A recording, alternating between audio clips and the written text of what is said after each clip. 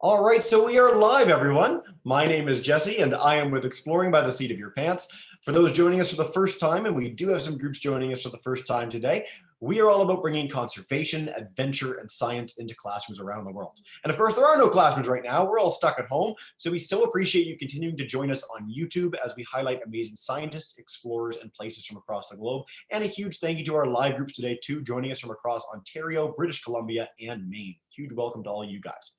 Of course, the reason you guys are all here is for our very first time we've had her, a new speaker today, and we are joined by Tommi Wolfe. She is the CEO of Grace Gorillas. She's joining us live in Boulder, Colorado, and she's going to tell us a little bit about what it takes to do gorilla conservation in the Democratic Republic of the Congo, share some really cool gorilla pictures and stories, and so without further ado, I'll turn it over to her. Thank you so much for joining us today, Tommi, and take us away.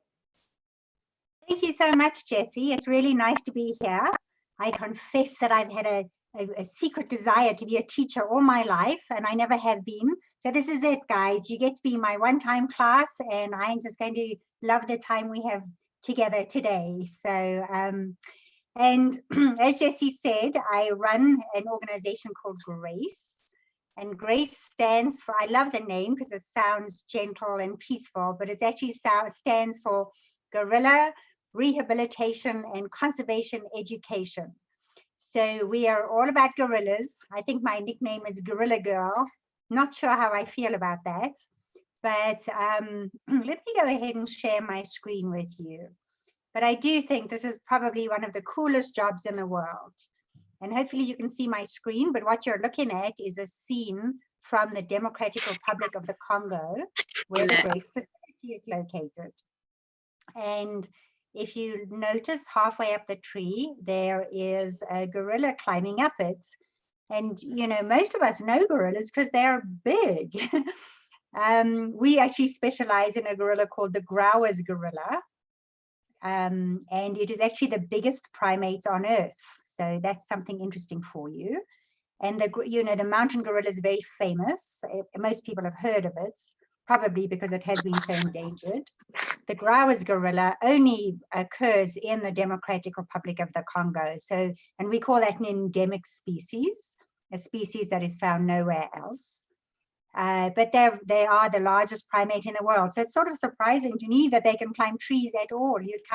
He's quite high up.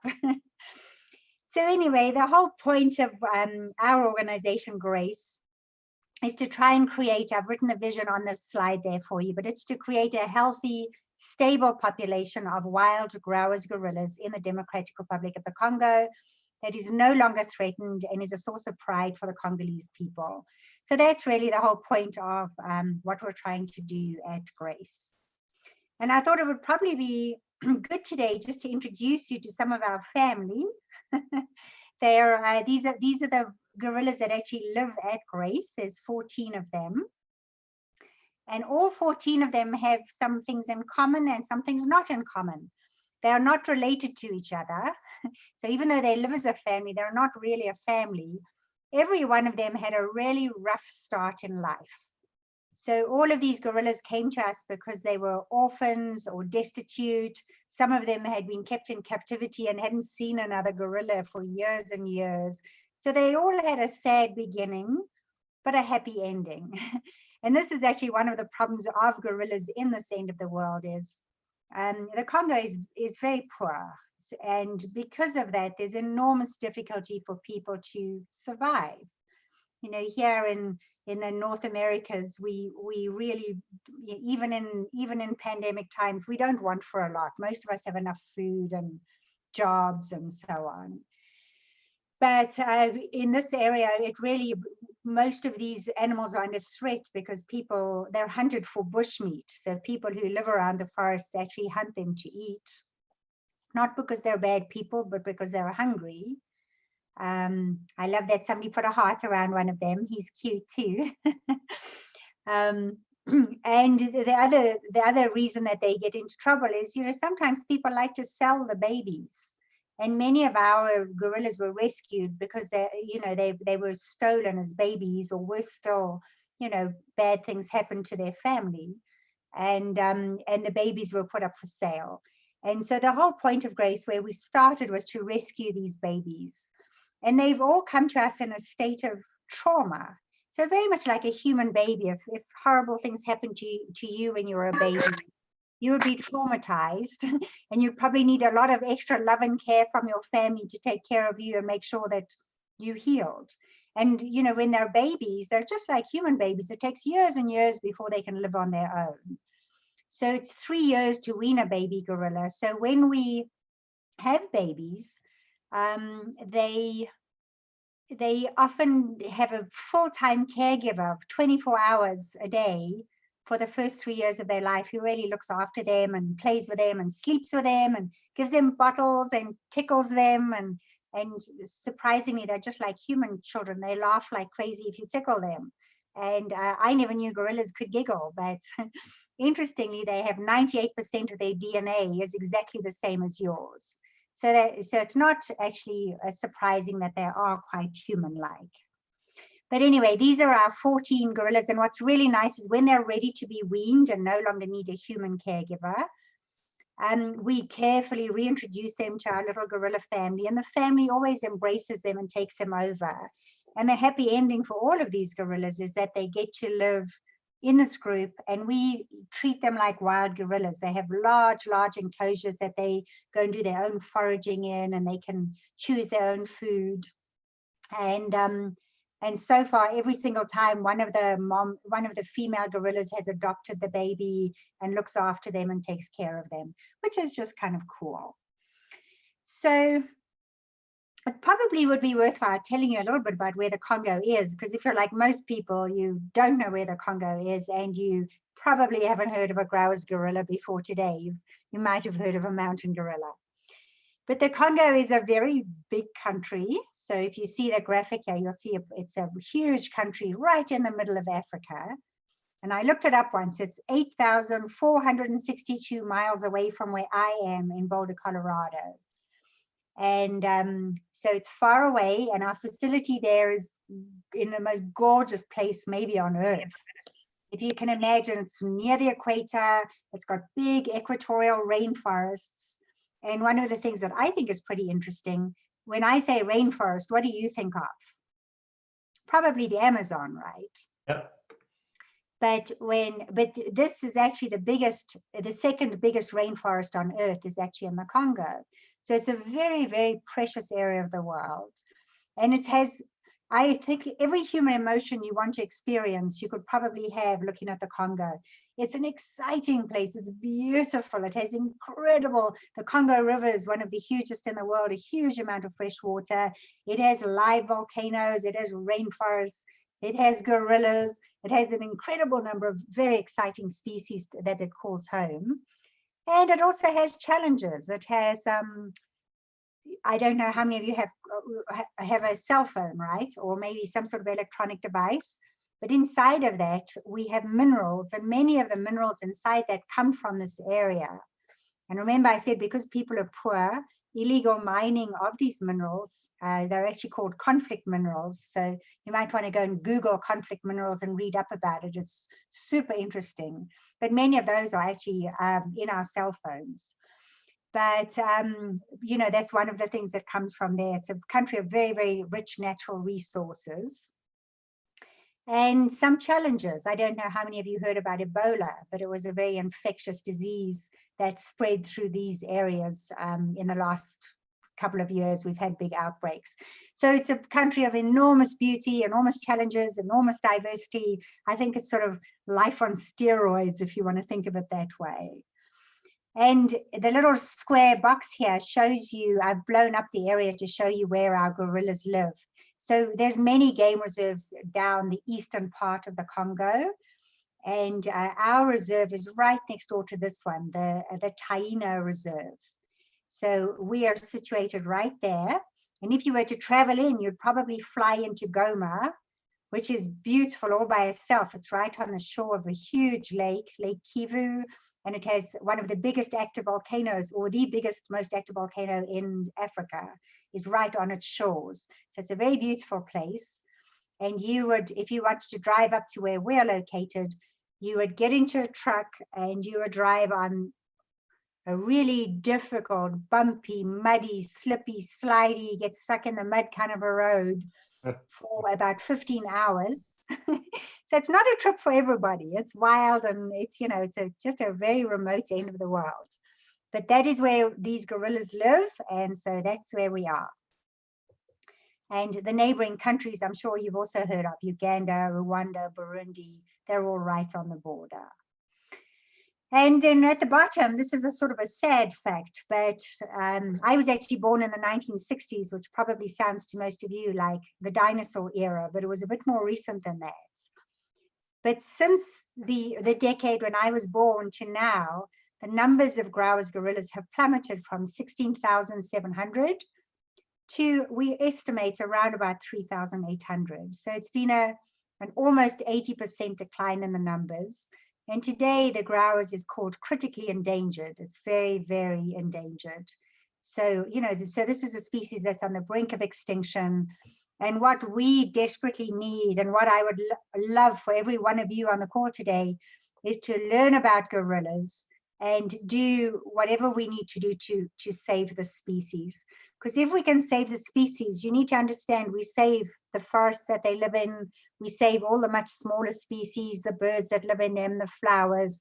So as conservation goes, this is an important thing to do.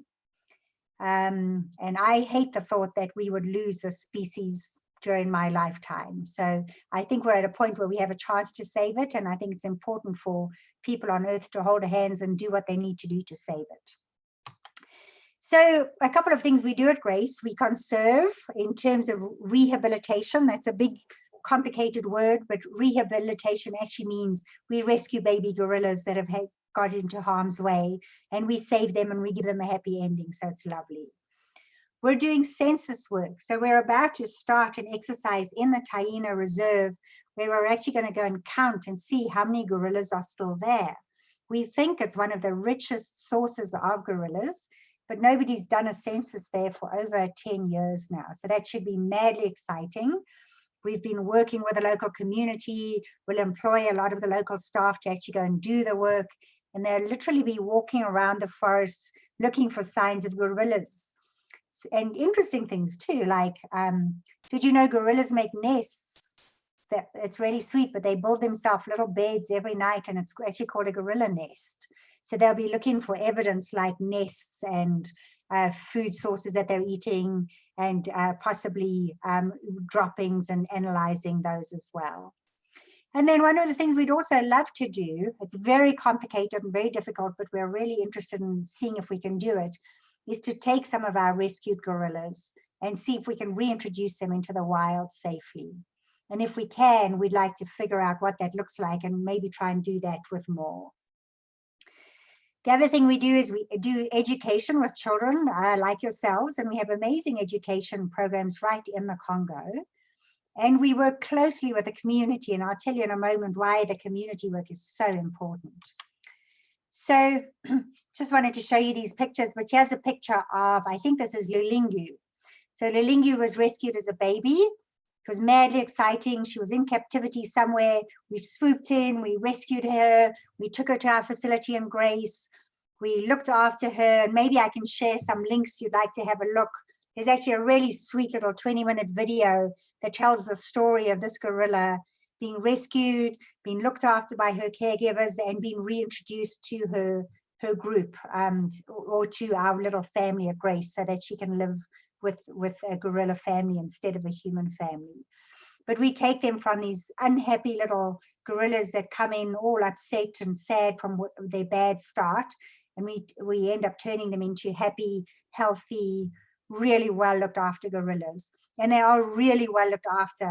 Grace has actually won awards as being the first Great Ape Sanctuary that is ASA accredited. So, you know, we've won all sorts of awards for being a really well-managed zoo. Or it's not a zoo, it's a sanctuary. And then I was telling you about Taina, and that's the wildlife reserve. But as I said, you know, if you save gorillas, you can save the whole forest with it. And here are some of the incredible species. I bet you haven't seen half of them before, that actually live in the Taina forest. And interestingly, this bird down here, the African grey parrot, when we do our gorilla census, we've teamed up with another group, and we're actually going to try and count how many parrots are in the forest at the same time and do a census of that as well. And it's easy to do because they're very loud and noisy, so we'll be able to hear them easily. So we're trying to get as much work, conservation work done in this area as we possibly can. Does anybody know what this animal is? You'll have to tell me afterwards or type it into the chat. A very funny looking animal. Most people have never heard of it. It's only found in this part of the world, but it's called an okapi, and it is the oldest living relative of a giraffe. But it kind of looks a little bit more like a zebra horse or something. It's got stripes. It's just a very unusual looking animal. And there are lots of very interesting, fascinating animals here. So with education, one of the things we love doing at Grace is we actually love educating the Congolese about gorillas. And because, you know, many of the children have never ever seen a gorilla, even though they live right there. The gorillas hide from people, obviously, and they're in remote forests. So we actually have an education team that goes out to schools. We built conservation clubs for the kids. Our teacher here has actually even written some really cool songs. So he has gorilla songs that he uses to actually teach. I've been dying to hear one of the songs. I haven't yet. But it's really exciting for the kids to come in and see, you know, this is really what the Congo's, you know, one of the animals that are really famous. And we love, yeah, and you know, when children love something, it's safe. It will be safe forever. So this is where it's really important for you to know about gorillas and love them as well. Because love is actually what makes the world go around. When you care about something, you'll look after it, you'll protect it, you'll make sure that it has a future. So much as we love to tell children about it here, we love to tell kids about it in the Congo as well. When we don't have Ebola in the area and we think that we've just cleared it up, so the Ebola outbreak seems to be over, we bring kids into the Grace facility. And for most of the children, it's the first time they've seen a gorilla. So it's very exciting for them. I'm sure some of you, the only time you've seen a gorilla is at your local zoo, and not all the zoos in America have gorillas. They're still special. They're hard to look after. And then we work a huge amount with the community as well, because as you can imagine, the community is really what makes conservation work. If people in the community think, oh, we'd rather chop down the forest for firewood and hunt all the wildlife in the forest for food, then the forest is not going to last very long. So it's very important that the community has other ways of, you know, they burn stoves there. They don't have nice electric kitchens like we do. So they're burning firewood to cook on. So we've worked with them to grow wood in wood lots rather than going and taking it out of the forest. And we've tried to help them get chicken farms, and we've even got a guinea pig farm going so that they don't go and hunt bushmeat in the forest.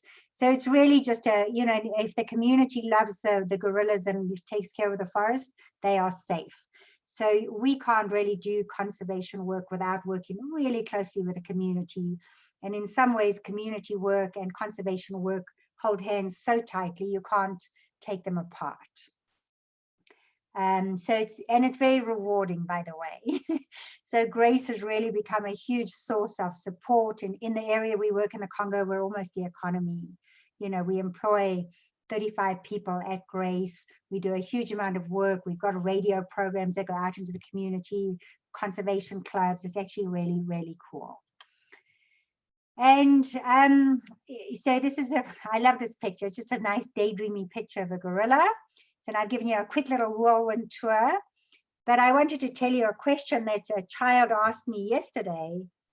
And he said, what's happening during the pandemic to the gorilla's food? Is it at risk?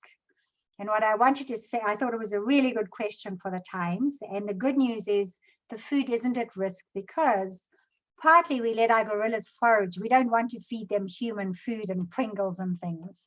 We want them to go and find gorilla food so that if we set them into the wild one day, they'll know what to do. So that we have a lot of natural food in the big enclosures. And we've built a farm where we specially grow gorilla food so that we can augment their diet and give them extra.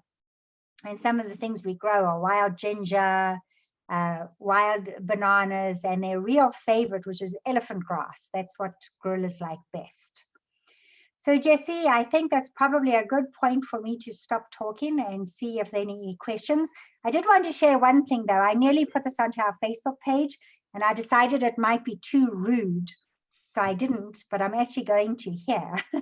So it's actually a little video that was done by the, let me see if I can find it. Take your time. There we go. It's actually on PBS. There's a new channel that's going to be showing about live science. And they've put in this little gorilla decoy and they've figured out that gorillas do some really interesting things. But they figured out that gorillas sing when they're eating because they're happy. I don't know if your family does that, or they make nice sort of comforting noises when they like the food. Turns out gorillas do too. And then I hope this is okay to say, Jessie, I'm sorry if this is a bit rude, but apparently they're known to fart, and rather a lot. And we didn't know that. We've just discovered this. So it turns out gorillas are very gassy to a point of being almost continuously gassy. And we've only just discovered this. So I'm just sharing a little clip from PBS here that goes into the story of how they figured this out. I thought you might really enjoy that. Fantastic. Well, so that's in our chat bar for all the live groups. And what I'll do is I'll copy that and put it in our YouTube chat bar for everyone tuning in as well. Tommi, this is fantastic. And farting gorillas, I think, is an excellent way to end one of our presentations because it's never been said before. I don't want to get into trouble with anybody's mom or the teachers. So. No, it's good. It's fantastic. We've had worse than that.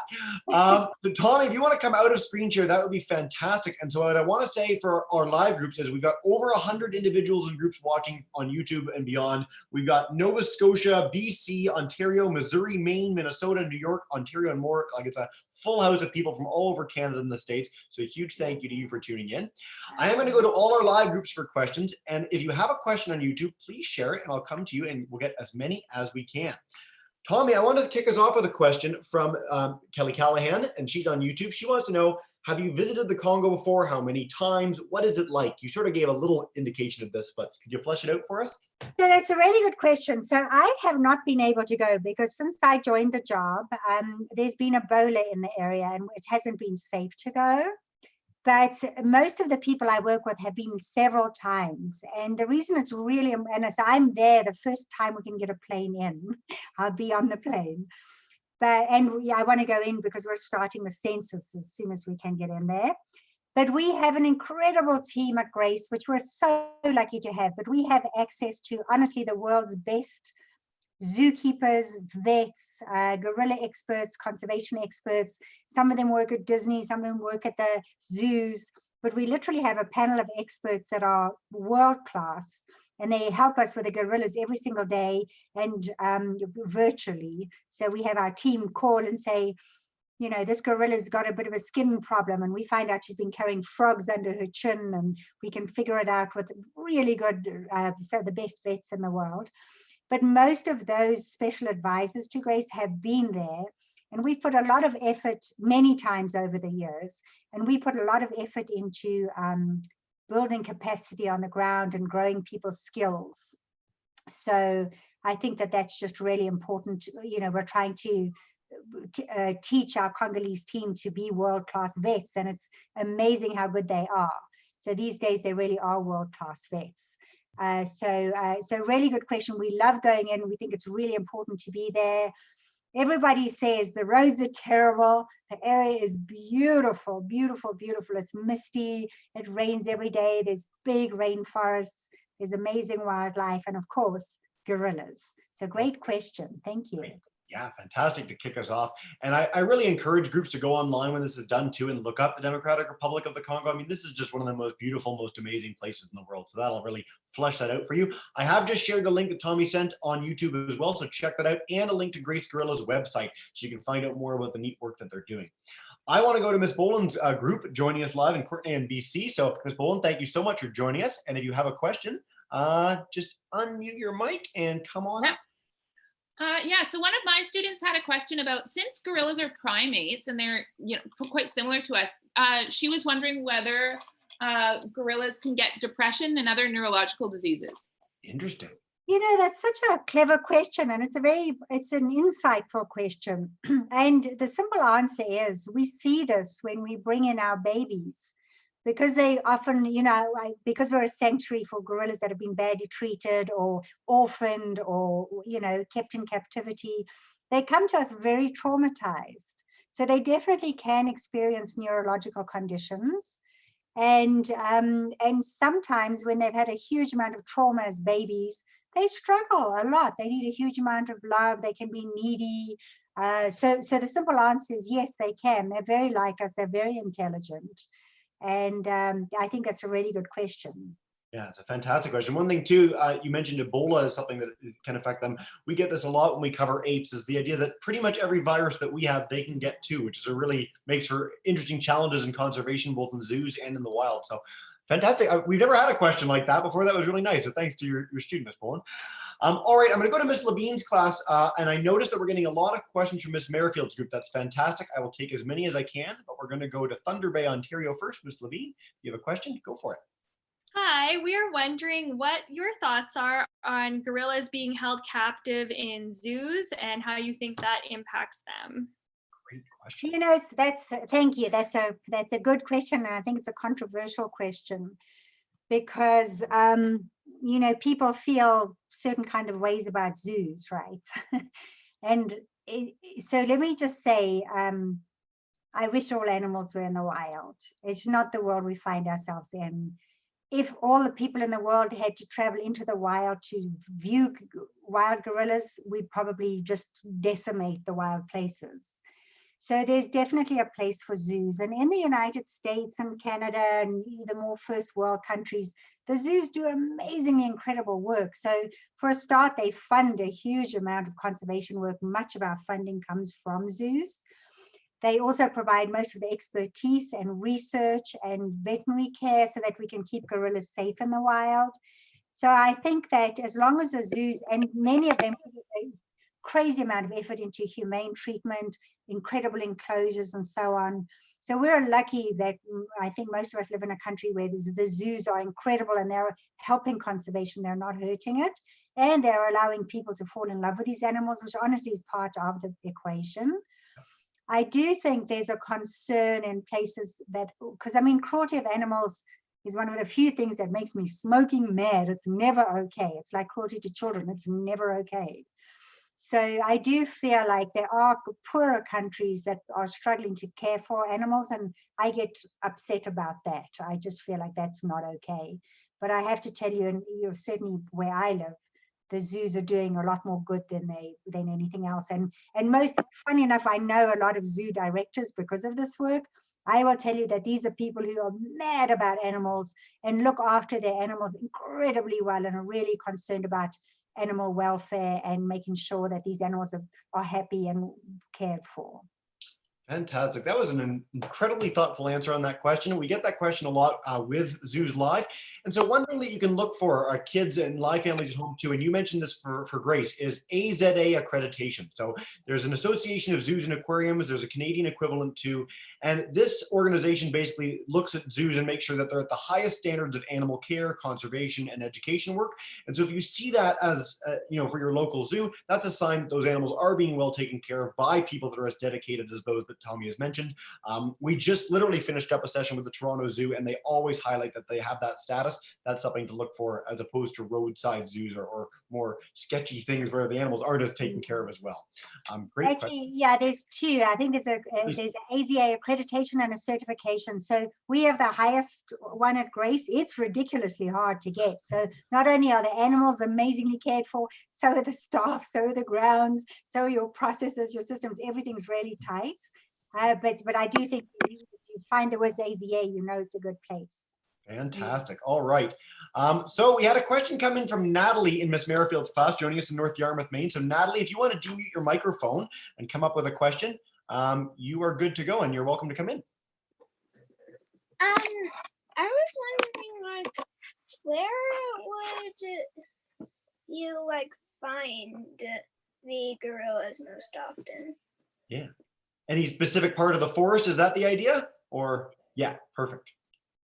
Natalie, I think what's interesting is it depends a little bit on the time of day, but they have to eat a lot, as you can imagine. So much of their day is that they actually eat some 48 pounds or something crazy. It's a huge amount of food because they're very big and they're completely vegetarian. So that means they've got to eat a lot of food. So most of their day is actually spent looking for food and eating. And but much of the time when you find them, they're sort of bumbling around the forest floor or they're climbing up the trees. So that's, I think both of those two places is really where you're going to find them, Natalie. Very cool. I love if you've ever had the chance for any of our kids at home to look at documentaries on Jane Goodall or Diane Fossey and following wild apes in the wild. They're getting up very, very early in the morning to walk many hours through the bush to find them. They are surprisingly hard to find for large animals. And so that's a great question, guys. Thanks so much. And to add to that, the bush is very thick. You know, this is the equator. It's warm, it's wet. There's very verdant, lush plant life everywhere. So so many times you have to be hacking through the bush. It's not easy going. Yeah. So they can often be fairly close to you and you can't see them. Not just a stroll through the park. Yeah. Fantastic. All right, Miss Allen on YouTube wanted to know, do gorillas get along with other animals and with humans, or how well do they get along with the other animals that call their area home? Well, you know, I don't know if they play particularly with other animals. They do obviously have interactions and they're curious. You know, one of our gorillas, Mauricia, loves frogs. So she likes to tuck it under her chin and walk around with it all day. So it's not that and I think she's playing. She doesn't want to eat it. She's not trying to hurt it. She's playing. So I think they're like humans. They're naturally curious. But it's not like, you know, gorillas make great friends with okapis and they walk around with their arms around each other. I think it's more of a natural curiosity thing than a friendship, if that makes sense. Yeah, that's But fantastic. they aren't aggressive. I mean, they don't go around chasing other animals either. They're, you know. My favorite parts of this presentation have been this, you know, call it what you want, whether it's humanization, but just highlighting that gorillas have all these traits and characteristics that are so similar to us, you know, picking up a little animal and cradling it, you know, loving tickling, farting like mad. I mean, whatever you do at home necessarily, this is a really beautiful story. So this is wonderful, Tommi. Thank you so much. All right, we're going to take a few more questions. So let's go back to Miss Boland's group. If you have a second one, come on up. You're good to go. Yeah, so I had another student who wanted to know if they adopted an animal through Grace Gorillas, what percentage of the funds would go to the animals and what percentage would go to other things? Yeah. Well, we try and directly to the animal or directly to the DRC, because we try and keep about 10% of all our funding on admin, and the rest goes to animals, conservation, and staffing in the DRC. So 90% of our funds are actually hitting the DRC. I don't have a breakdown for you exactly on the animal expenses, but remember I don't know, you know, they're foraging for themselves, they're feeding themselves, etc. Our major animal expenses are the incredible staff that work the farm to make sure they've got enough food, so that's growing the wild ginger and the elephant grass and stuff, and the staff that are making sure that they're healthy and deworming them and making sure that they're looked after and making sure that the facilities are safe and they, you know, that they're cared for. So I don't know if that includes the staff, but 90% of it's in the DRC. It absolutely does and absolutely should. And this is something that you highlighted in your presentation. And this is something that we get with all our conservation organizations around the world, is this importance of community work on site with animals wherever they may be in the world. I mean, as people in Canada, the US, Europe, we can go and try and install conservation programs in places, but without the buy-in and support of local communities that are doing this work, they are doomed to failure. And so it's really 90%, by the way, is huge for anyone at home that might not know percentage-wise what that's typically like. 90% with only 10% going to admin is incredible. And of course, the admin to make all these, you know, projects happen is hugely important as well. Great question. Nice to put her on the spot. Let's go back to Ms. Levine, and then I'll come back to Ms. Merrifield, okay? Ms. Levine, go for it. Oh, sorry. So our next question is, what is the biggest threat to the gorilla population? Great question. Well, it's definitely man, but I'm going to dig a little bit deeper than that. That's a really good question. So I think there are a couple of things that threaten them. One of them is hunting for bushmeat. One of them is deforestation. So I would say poaching in general. It's not all bushmeat. It's for sale or for bushmeat. One of them is deforestation. And the other one is the conflict minerals. So there are illegal mines set up in many of the reserves to actually mine some of the things that go into our electronics. And it's very interesting to go and read up a little bit more on what they call conflict minerals. If you Google it, you'll be fascinated. I learned that even some of the biggest companies in the world have been inadvertently buying these things, and they've all had to clean up the act and make sure that when they buy rare minerals, that and a huge number of them come from this area of the Congo, that they are making sure that they come from legal sources, and the mines are in areas where they're allowed to be areas. But those are really the top 3 risks. I want to harp on this for a second on conflict minerals and on things that go into your cell phone, because certainly at the Toronto Zoo, they have a program to recycle cell phones. I've seen it at zoos around the world. Can you explain a little bit about why this is so important and why it's something that our kids at home can do like right now to help conserve gorillas? Right. Yes, this is a really good thing that you can do, but most of your local zoos will have a place to recycle your cell phones. And the good news is that when you do that, the proceeds actually get spread out to all the great ape organizations. It's run by a very nice nonprofit called EcoCell. And the reason they're going to the great apes is because most of the minerals are actually coming from there. So it seems fair. But the reason it's important, guys, is the minerals are very reusable. So we don't have to keep going and digging it out of, places in the Congo that are threatened. If we just recycle what we've got plenty. There's a lot of cell phones in the world. As you know, we all want a new cell phone quite often. So they go obsolete quite quickly. So chucking that away or putting it in the landfill to take it out of the Congo with all the problems that causes and then have it go sit in the landfill for the rest of time is a terrible waste. Yep. So much better to just recycle your that's true of all recycling, actually. It's really seems like one of those things we should all just learn a little bit more about and do a better job of. Absolutely. Again, and I must say, a plug for young people, but the under 20 crowd is amazing with things like this. They care, they naturally care about recycling, they naturally care about the earth. So I honestly want to say thank you to you. My generation seems to have done a pretty good job of messing it up. And your generation just seems to be naturally gifted with caretaking the earth in such a good way. And I'm grateful for that. What a lovely sentiment. And this is something that we share a lot. It literally is. I mean, look at what Greta has done in leading marches of literally millions around the world. I mean, your generation is the ones that are really cognizant about these sort of things. And so this is just something simple that you can do at home. Ultimately, it all fits into this larger framework of don't waste, whether that's food or materials or time or emissions. And so find information on how you can do that. I've linked EcoCell into the YouTube chat bar as well, so people can check that out. All right, we're going to take 2 more questions. These have been great questions today, by the way. I feel like I'm on my toes. Yeah. So Miss Merrifield, our teacher joining us in Maine, if you have a question for us, come on up. Sure. Thank you, first of all, Tommi, for being with us today. This is fabulous.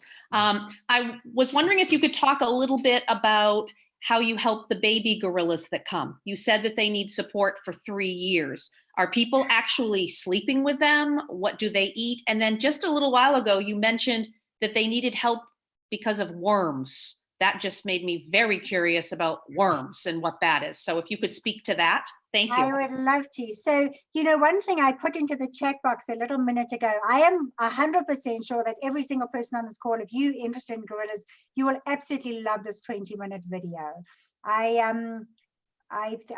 hope you can find it on the chat, but let me just put the link in right now so you can find it.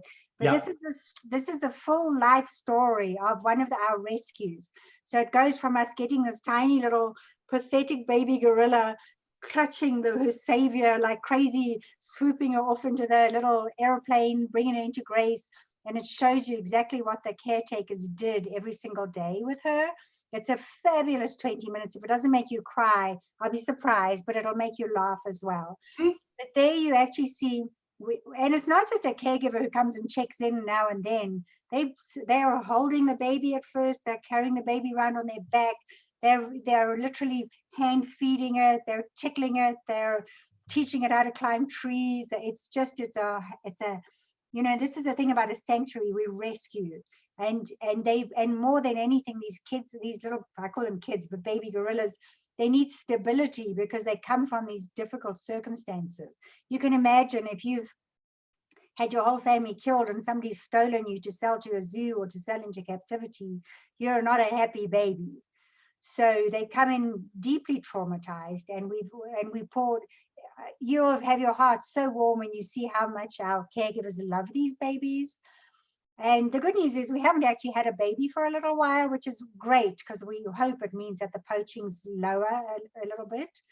So yes, 24 hours by 7, you will be sleeping in bed with a baby gorilla, which sounds great. But when I go there, I won't be allowed to play with the gorillas because they're assigned their mommy gorilla, and that person's their caretaker. We might have a couple more just for backup and so on, and round the clock care. But we try very hard not to humanize the gorillas, so we tend not to let people come and play and cuddle them. And we try and introduce them to the family as quickly as possible. And then they get to be a gorilla family because the hope is that we can try and reintroduce at least those of them that are fit for it. Some of them have had, bullet through the knee and things, and they probably won't survive in the wild.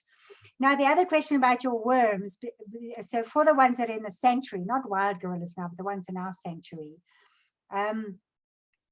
it's quite difficult to care for gorillas. They're wild animals do a very good job of caring for themselves, but the minute you put a fence around them, they've got huge enclosures. I think we were at about 24 acres. So they've got nice, generous enclosures to roam around in. So they go and climb trees all day and come back. But part of the care is we check them for worms, and just, because we used to bring in food from a nearby town called Butembo. So we're introducing things that wouldn't be natural. And that's actually one of the reasons we stopped bringing in food from far away, and we actually just grow gorilla food in our own farm locally. And they've been much healthier as a result. But they get a full checkup. We analyze the feces. These gorillas we take their temperatures now, because one of the things we're a little bit concerned about in the pandemic is we don't know for sure, but we think they probably can catch COVID-19. Yep. So we are being we've got our staff really wearing masks when they go near them, washing their hands, taking their temperatures. So we're really careful that our staff doesn't introduce everything. And we're taking gorilla temperatures just like we're taking staff temperatures, just to make sure that everybody's healthy. So that's where the deworming comes in. And by the way, Ms. Merrifield, I'm from Africa. I was born there. We all have worms in Africa. I used to get dewormed once a year by my mom when I was young. I know living here in Boulder, Colorado, my friends would be horrified to think they had to deworm their kids.